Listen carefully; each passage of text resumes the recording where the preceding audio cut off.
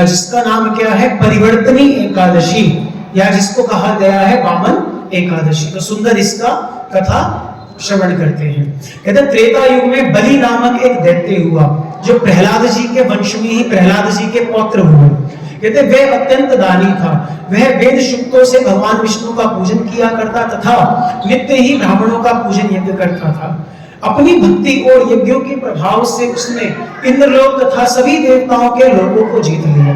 एक दिन सब देवता मिलकर के महाराज भगवान के पास गए और प्रार्थना करने लगे। कहते तब भगवान ने वामन रूप धारण करके अवतार लिया और राजा बलि को क्या करा, उन्होंने जीत लिया। कहते हैं युधिष्ठिर जी कहते हैं कि हे जनार्दन, भगवान विष्णु ने वामन रूप धारण करके महाबली दैत्य को, उस राजा बलि को किस प्रकार से जीता, कृपा करके हमें यह श्रवण कराइए। तो भगवान श्री कृष्ण कहते हैं कि वामन ब्रह्मचारी बालक के रूप में भगवान विष्णु ने महादानी राजा बलि से 3 पग भूमि की याचना करी और 3 पग भूमि का संकल्प दे दिया। तब भगवान विष्णु ने अपने त्रिविक्रम रूप को बढ़ाकर भूलोक में पद, भूलोक में जंघा, समस्त ऊपर से नीचे के लोगों को नाप लिया, जितने भी थे सबको नाप लिया। कहते तत्पश्चात राजा बलि से वामन भगवान ने हाथ पकड़ के कहा, राजन, एक पग से पृथ्वी, दूसरे से स्वर्गलोक, पुण्य सब कुछ नाप चुका हूं, मैं अपना तीसरा पग कहां रखूं।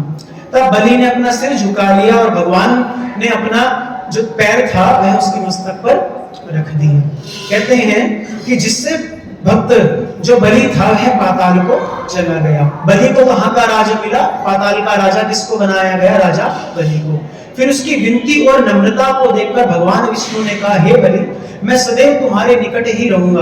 बलि के कहने पर भाद्रपद शुक्ल यानी परिवर्तनी एकादशी के दिन बलि के आश्रम पर जाकर भगवान विष्णु का एक स्वरूप स्थापित हुआ और दूसरा क्षीर सागर में स्थापित हुआ। कहते हे राजन, इस एकादशी को भगवान शयन करते हुए करवट लेते हैं।